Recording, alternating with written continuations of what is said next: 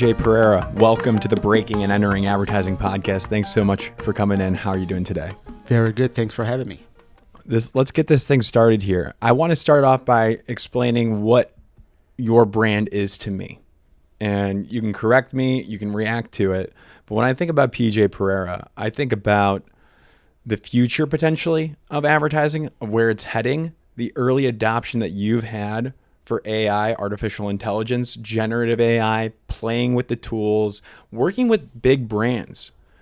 And it seems like when these brands think AI, they come to you and they come to Silverside AI. But then there's also a version of Pereira Odell, which is a staple agency. I think more traditional, classical advertising, big ideas, that system approach. So you got this Silverside AI, and PJ Pereira, you specifically are fighting for AI and making a case for brands to use it. I'll pause there. What is your reaction to that? All right, let's go. The three brands you talked about, like me as an individual, then Pereira Odell and Silverside. So I started my career as a programmer. Some people ask me, I remember my first advertising job back in Brazil. They said, okay, you're an art director or a copywriter. And I'm like, I'm a programmer. I'm none of this. They feel like, no, you have to pick one. You have to be either a copywriter or an art director, because if you want to be a creative, you have to pick one. And I never really understood this. Years later, like 10, 20 years later, started to hear rumblings of creative technologists. I'm like, yeah, maybe I'm probably one of those. But I have always been more of an outsider than an insider on anything in any agency and in the industry overall. And I actually like that. So that's where I started my career. We have done a lot of different things, but usually technology plays a big part of my brain anyway. So when AI happened to the world, I was writing a novel with an AI character to it, and like, I think this is going to have something to do with advertising. That's how I got into it. It was like 8 years ago, and I had no idea how big that was going to be. And then, we ended up creating an entire agency out of that. So that's how I got to that point. It was that I have always been trying to explore what's beyond and what's next, because that's my background. It's like the technology world. You're in the technology world, you're trained to search for what's next. Otherwise, you're going to be stay in the past. So years later, I got into advertising. Years later, moved to the US to work at AKQA, and then started Pereira Odell. Pereira Odell has the first slide, or the first deck, or the first presentation that we had said, what if advertising were invented today? That was our first slide in the first deck. Oh, interesting. So we're always based in our entire discipline based on this of searching of these questions. They're never ending questions of what's ahead of us.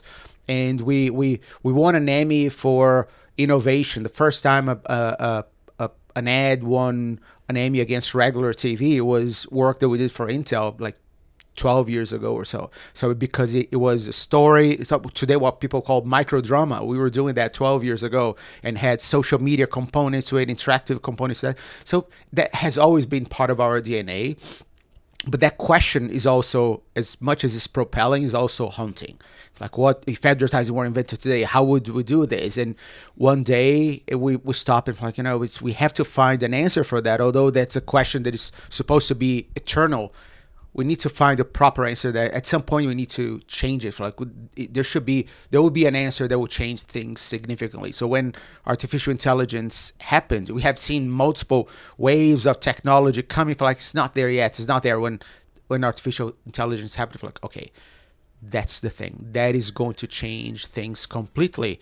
So we started a little small experimental department inside of the agency of Pereira Odell. Inside of Pereira Odell, to see how it went, and that started to go and get more traction. And we decided so much traction for this is going to be a separate business, a separate model, and we don't want to have the same people and the same process doing, because we want to be able to see it as a separate thing. And we created Silverside.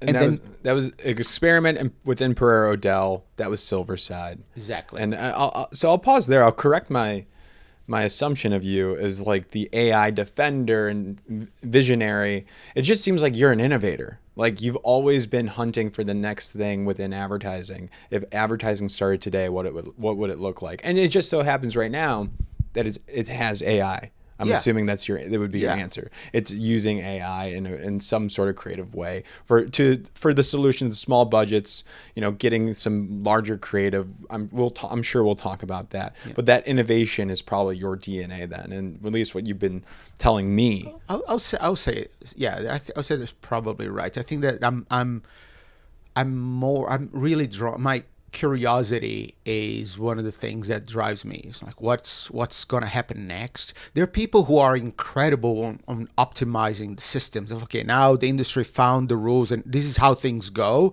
Now let's find the perfect, craft the best possible optimal way of doing these things.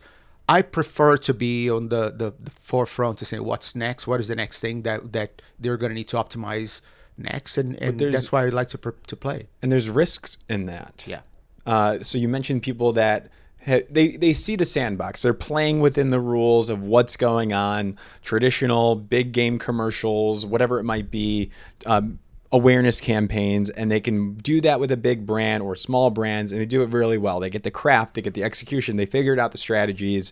You can play in that system of what's established. However, you are now experimenting with new things, and there's some risk with that, right? I mean, I will bring up now the Coca-Cola AI commercial when it came was it 2024, the first holiday spot? Yeah. 2024, and then you did it again in 2025. Exactly. So there was some negative backlash from consumers and also people in the industry for a multitude of reasons. Yeah. But you were the first to do it. And Silverside AI got to work with the largest brand of all time, Coca-Cola, probably.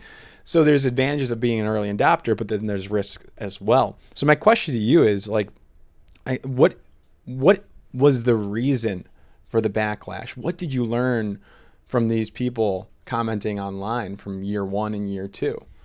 I mean, I expected the backlash already, because part of that is because I have been following.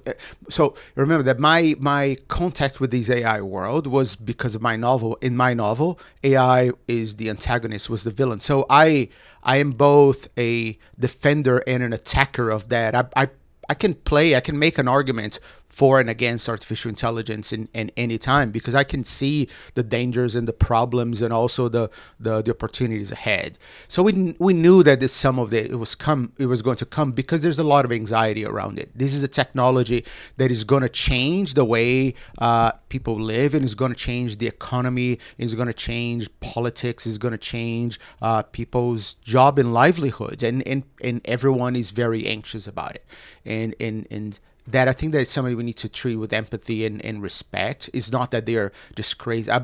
There's some people that treat that as like, either you think that's right, this is evil, and that's the only way we can attack that. We can tackle these thing as the enemy, and some people find, no, this is perfect, and whoever is attacking that is completely blind.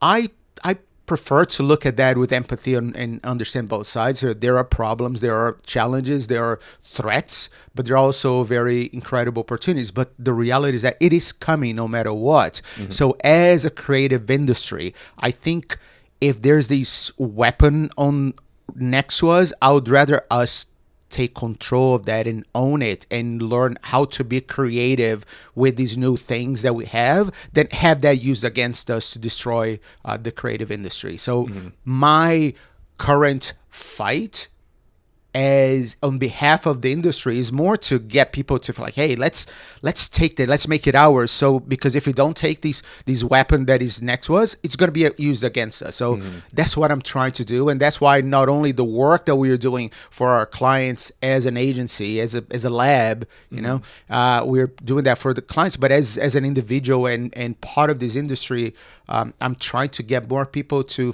feel that they can use that too, and that can change. Because look at what's happening. There's in all those mergers and people getting fired in thousands. That's not because of AI. That's because of inefficiency. That's because of mismanagement. That's because of poor vision.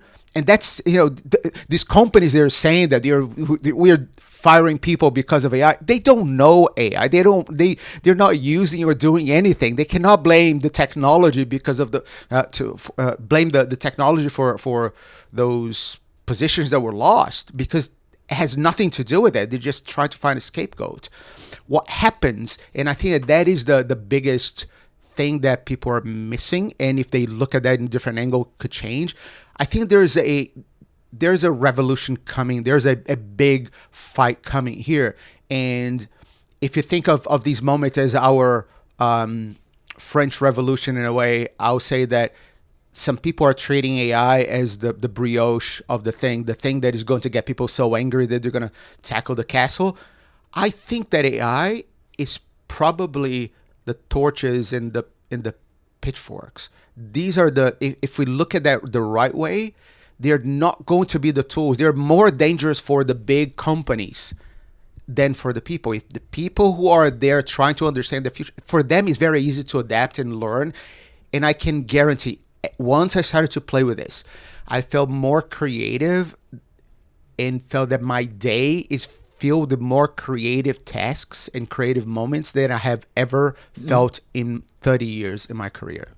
Got it. So you hit some major points here. I want to get it in through the lens of advertising, because that's all I really know, and marketing campaigns that I've seen. So when it comes to the Coca-Cola one, like, there was backlash from people that watched it, from the consumers out there. Did Coca-Cola anticipate this? How did you have these conversations with them in 2024?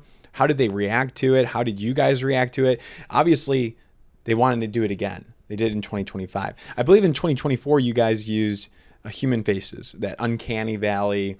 I think is that correct? We didn't use. There was 3 companies that did that at the same time. We'd never use human faces because we didn't like the way that they looked. Error on my part. In 2024, there was no human AI generated people. Yeah, in both 24 and 25, we decided in our work we didn't use human faces on anything. Okay, apologize for that. No.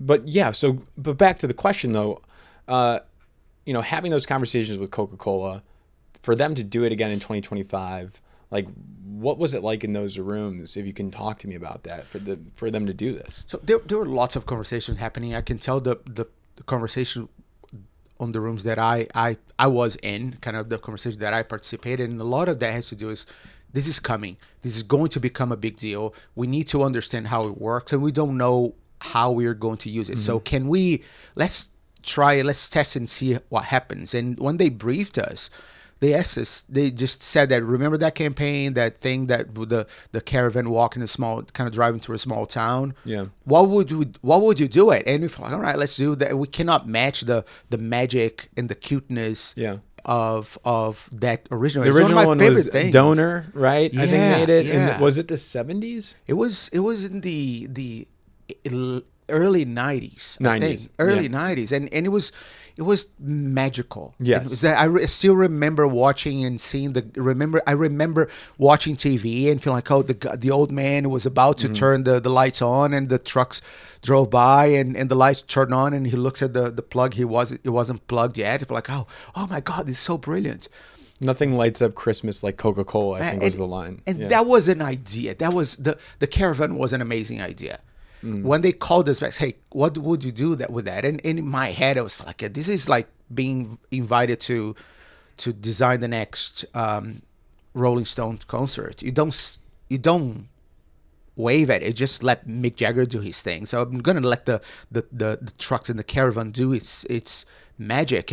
But I cannot compete because of the state of the technology right now.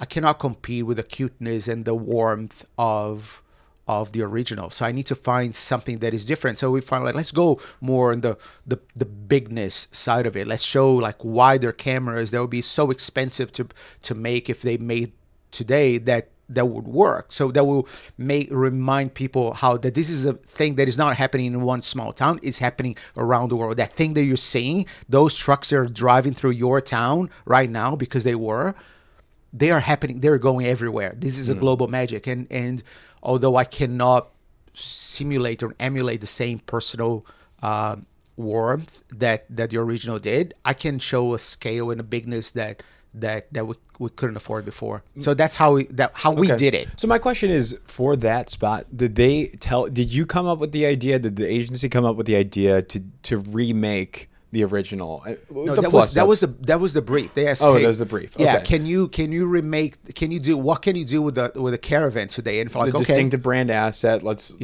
bring this back into let's the bring world. that back. And But it's interesting though. Sometimes, like when I'm talking to students and they're making spec work, I tell them, don't make Nike spec work, don't make Apple spec work, because now you're competing with some of the best of the best.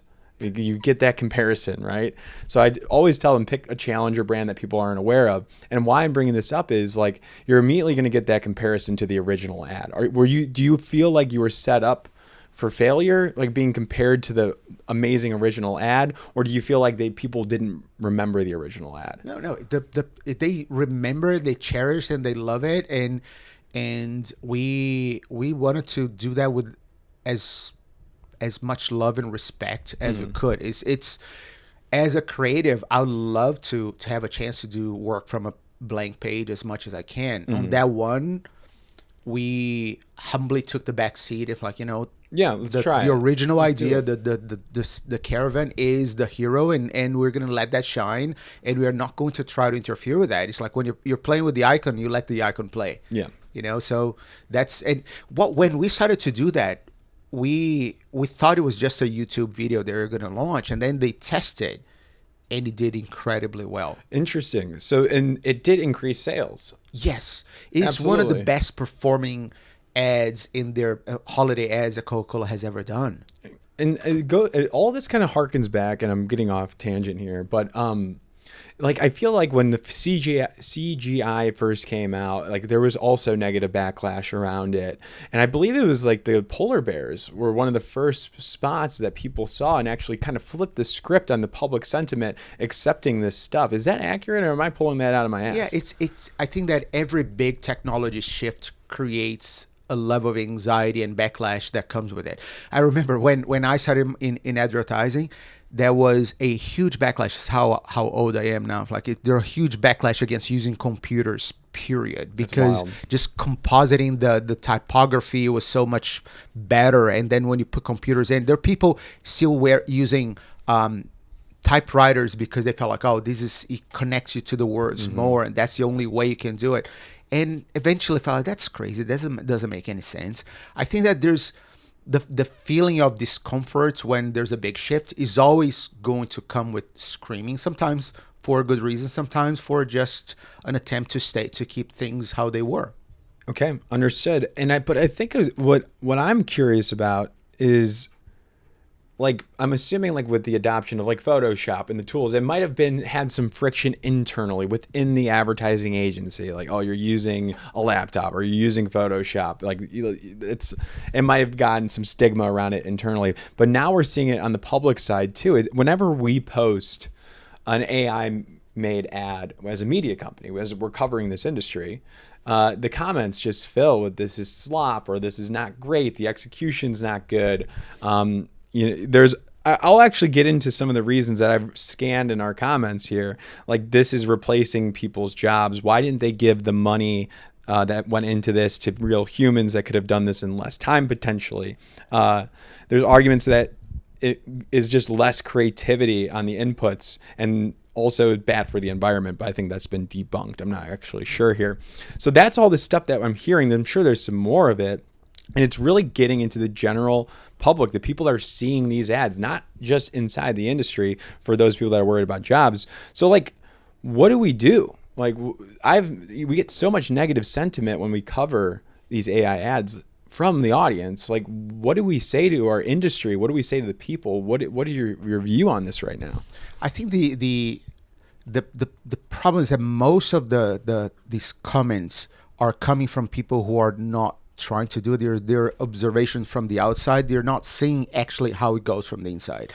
And the inside is actually, you're not losing jobs. You're actually creating more jobs, new jobs. They're more adjusted to the way that brands are actually have the work that the brands need to produce, and the speed and the volume that they have to make. I mean, I've been going to Cannes for 20 years in a row every single year, and it's been at least 10 years that I hear both agencies and production companies complaining about how there's no budget anymore for things, there's no time anymore to do the work. And it's not because the marketers on the other side were like, yeah, like we are evil, like just cut the budgets and see if they can squeeze them to see if they can do.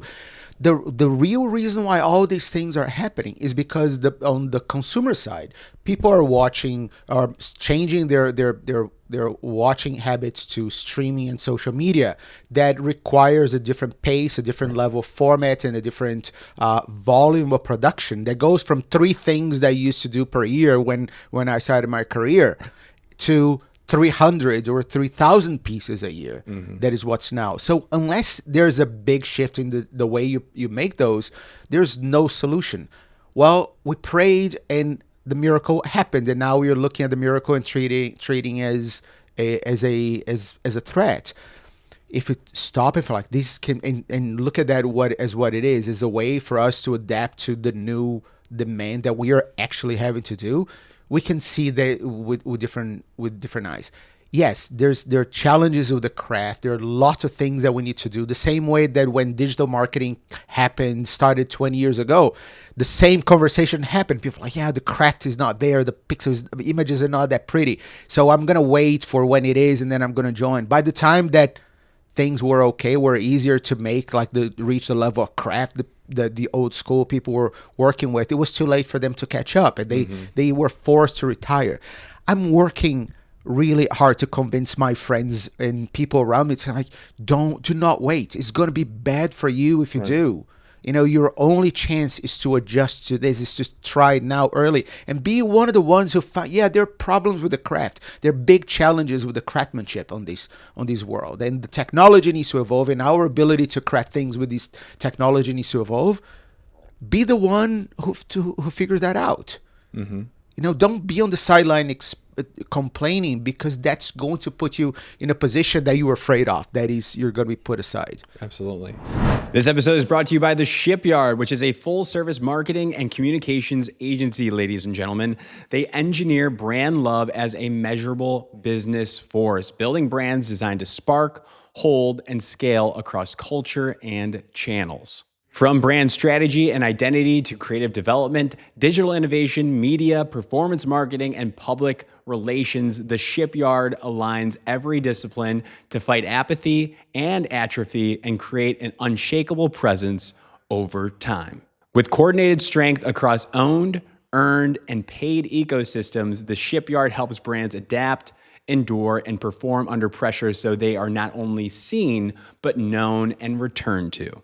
At The Shipyard, brand love is engineered to last, delivering integrated marketing, advertising, and communications built for long-term impact. If you want to learn more, visit theshipyard.com, where they have coordinated strength and unshakable results.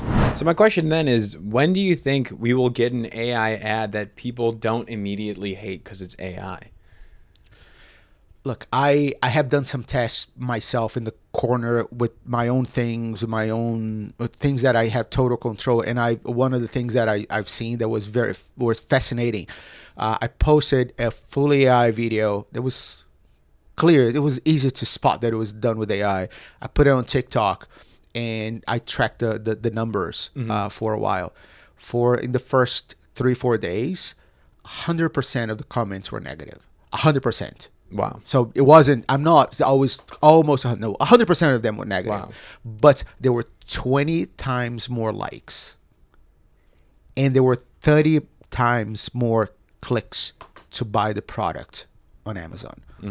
So yes, there is backlash. There is a very loud, angry group of people that is against this because of what it represents. And I think that they are being misled by the discussion, and I'm trying to help clarify some of those things. But that discussion, that thing is going to last for a little bit more, but that's not the full picture. The full picture is that behind that noisy conversation, there are a lot of people that just don't. Yeah, it's fine. I remember I went to watch Avatar, and the Coke ads play on an Avatar, like big IMAX screen, and before, one of the most high-end digital productions, the most visual movies that we have seen, a lot of things. And the when the ad played, and I was surprised to see it, the people behind me feel like, whoa, I remember them saying, oh, this is pretty cool. That's nice to see it. Yeah. So I think that we are not seeing the full picture.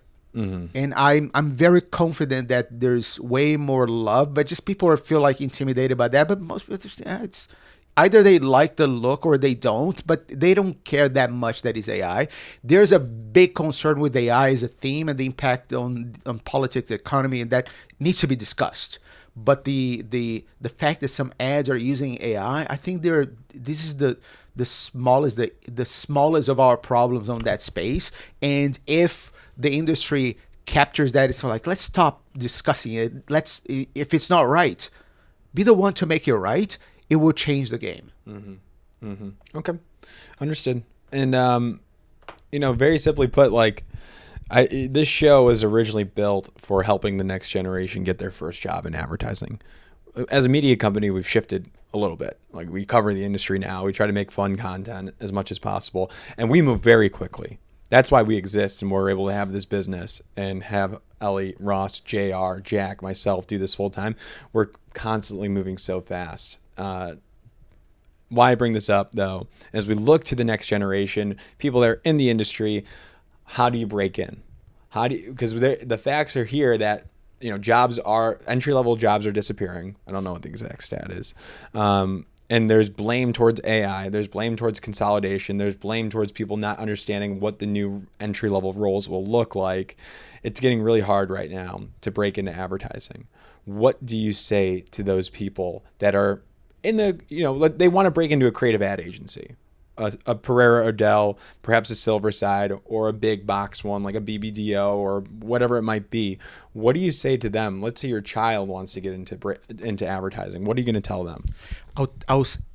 Ironically, I think this is the same advice that I would give to someone, a variation of the same advice from 10 years ago. That's be really good with the tools. The entry level, the beginning of anyone's careers is the point that the more senior people will hire, not because of your ideas or because of your conceptual skills. They're going to hire you because you have a good grasp of the tools, so they can start to think and give it to you. They can trust that you're going to make things well. There has never been a better place to bring ideas to life, to make things, than this new generation of tools, right? Mm-hmm. And I'll go even further. There has never been a smaller gap between people who know the least with people who know the most in the agency world. I think in any profession, but in the agency world it's dangerously small, the gap. So if you're an intern, you just joined the agency, what you know about advertising, about what advertising is going to be the next year or two, is not very distant from what the boss knows. Like my interns know almost the same things that I do. Yeah. And that has never been the case. That's an incredible opportunity for people that are entering. And as long as they take they don't bite into this AI is evil, and because that's going to happen. Mm-hmm. If they're the ones who take those things and make it theirs, they have an incredible advantage against everyone. Mm-hmm. So I want to get practical here, because it used to be, it still is, you pick copywriting, art direction, strategy, account management, production, one of these established roles. They're looking for jobs on LinkedIn that are open, on Indeed. They're trying to get referrals here. Like, what if I'm just graduating and I'm in the creative realm, art direction, copywriting? How do I package up my own brand? Do I go for one of those jobs? Do I try to make a point to be a creative technologist? Like, where should I head into? That is the difficult answer, because the difficult question, because it's hard to tell how the positions are going to be shaped. Mm-hmm. I would say that if you can show that you know those, you have the skills and you know the tools and you can make things, I think it's better than putting you as a specific position. Mm-hmm. Because the portfolio talk. You're saying. Let the work show. Yeah, show that you can make things. Yes. Because we don't know. For example, at the reason why I created Silverside as a separate thing is because I wanted to see if we had to do in an operation that was fully AI, if the roles were going to evolve in a different way, and there actually are. I can tell that, for example, the team at Silverside, I don't have art directors and copywriters. I have concept people paired with film directors. This is the team. The creative team is a concept and a film director. What does the film director do in this scenario? They direct the film. They're concepting and making things at the same time. The separation, the thing that we know from the past, that someone writes a script and then a producer talks to production, talks to a director, writes a treatment, and writes those multiple steps. They don't exist. They happen in a circle that instead of doing, it's not better or worse, but it's the process is more like a circle. They go from an idea to a film that is kind of done in 2 days, and then you feel like it's done, but it's not good. So let's redo it. Let's redo. So in the wheel again. You keep spinning and iterating on that idea. It's more like Pixar does their movies than how traditional movies are made. It's like you do multiple circles and feel like this is working, this is not, and you redo it and redo it and redo it. So it evolved at Silverside as this team of a concept and a film director, because the moment that an idea comes out of your mouth, it's already being produced. And until the day that it's shipped, it's still being created. Mm-hmm. That is a revolution in terms of how the creative process happens. Yeah, no, that's a whole different ball game. And if you're forget the tools for a second. If you are familiar with this way of creating, you are a creative of this new kind. Eventually, the technology will catch up. Will get things perfectly crafted, and all those hallucinations are going to be behind us and everything. And if you, by the time that happens, you have a few years of experience on this new kind of process that is not steps based and more in cycles. Mm-hmm. You are ahead of everyone. And guess what? People working on this big corporation, they're being merged and they're where everyone is afraid of the new process, resisting the change because it's bad for their business. The CEOs of the big networks, they do not want this because this change represents a threat to their big business. Mm-hmm. For the people in there, they need to be the one who are saying, I need this because this is the future. This is 100% of me. I cannot, of my job and my profession, I cannot just follow their resistance. And I think that we are looking at these wrong. The resistance is actually better.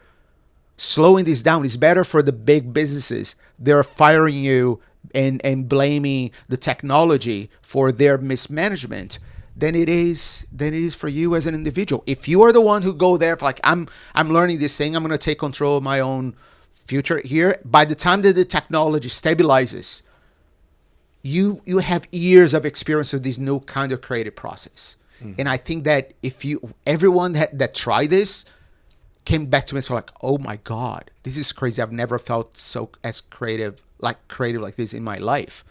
This is the whole thing about, I think every creative in the industry has been in a shoe that felt like, oh, I wish that I had thought about this. But imagine if in that scene there was this, or like there was a creative once that felt like, I wish we had a horse on this shot. The producer felt like, what do you mean a horse? I cannot produce a horse right now. I know, but it would be funny if we had that horse. Now, if in the middle of these, someone felt like it would be funny if we had a horse, we can put a damn horse in that shot. Mm-hmm.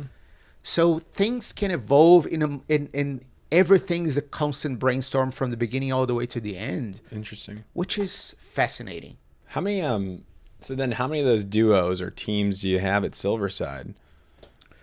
We have about like 35 people total, and they move around. Sometimes they're working as part of a duo. Sometimes they're working as part of a bigger production.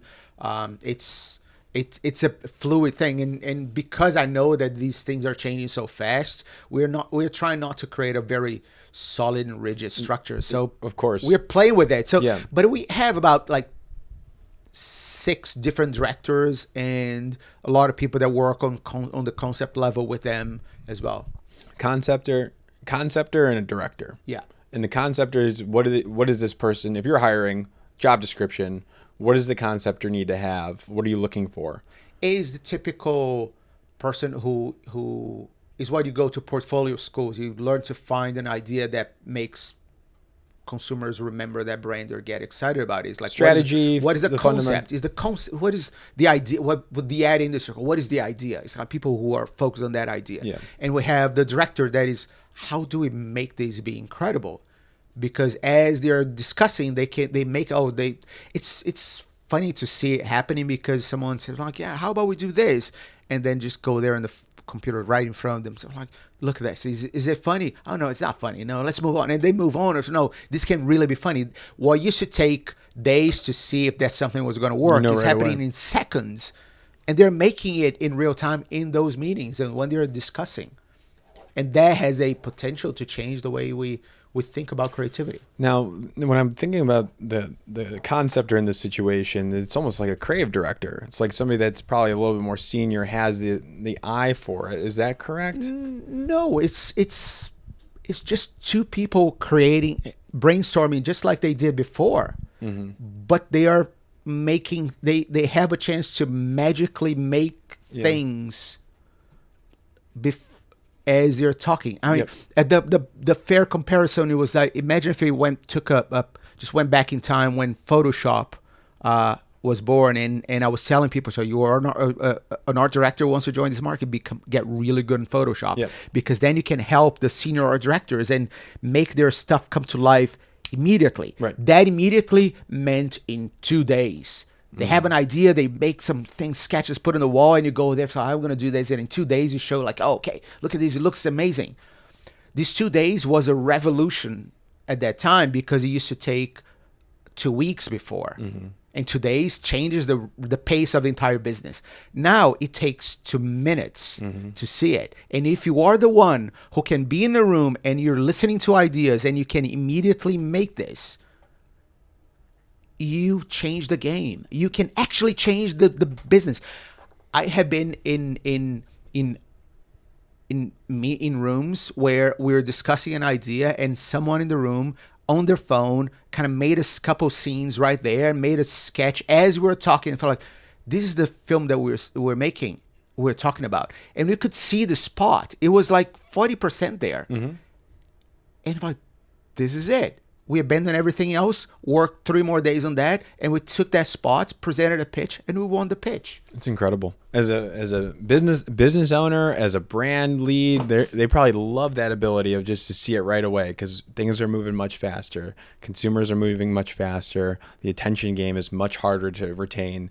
So all this speed is definitely changing everything. And I think that it's almost mathematically easier to see. You can see from the outside as a business owner, and an observer from the industry. Like, I can see how this changes speed, and speed is important in a world that you have to produce more things faster. Great.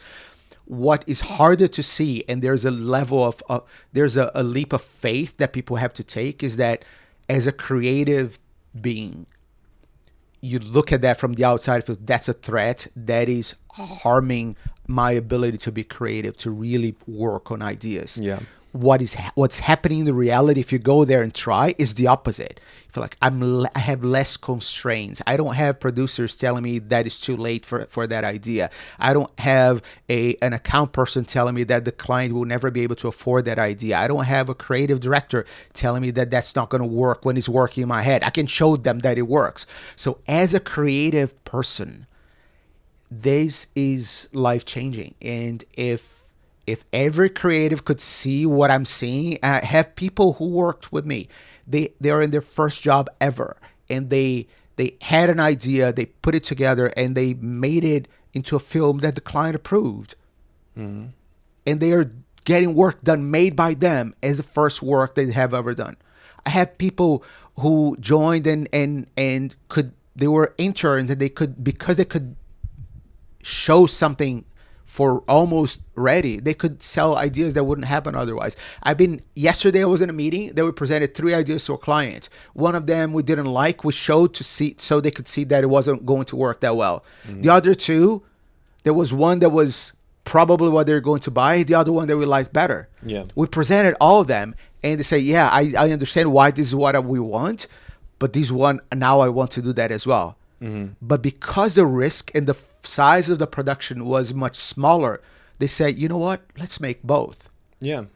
So I think that we are about to see a creative renaissance. Yeah. I'm an optimist.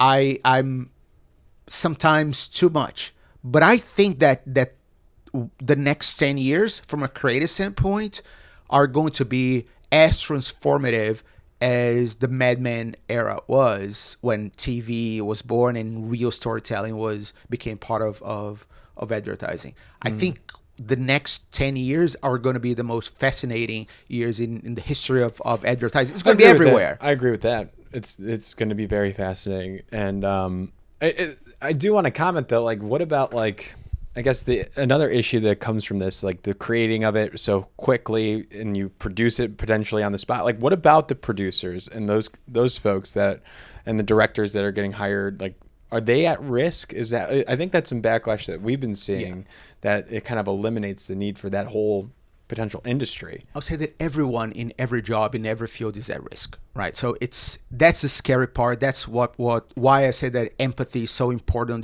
this moment. That is, I know that I'm talking about this from a point of view that I have a company that is selling this, so it's easy for me to say. But it's every profession, every role is at risk because everything is going to be transformed. My optimist look at this is this. We are going to have way less multi-million-dollar productions happening that employ hundreds of people. But we are going to have hundreds, if not thousands, of micro productions with 5, 15 people working on things.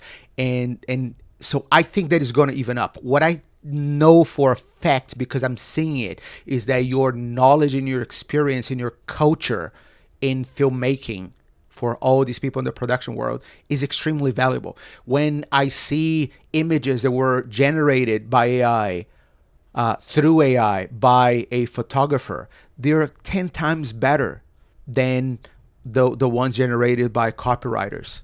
Yes. They're 10 times better than the ones created by the client themselves. Understood.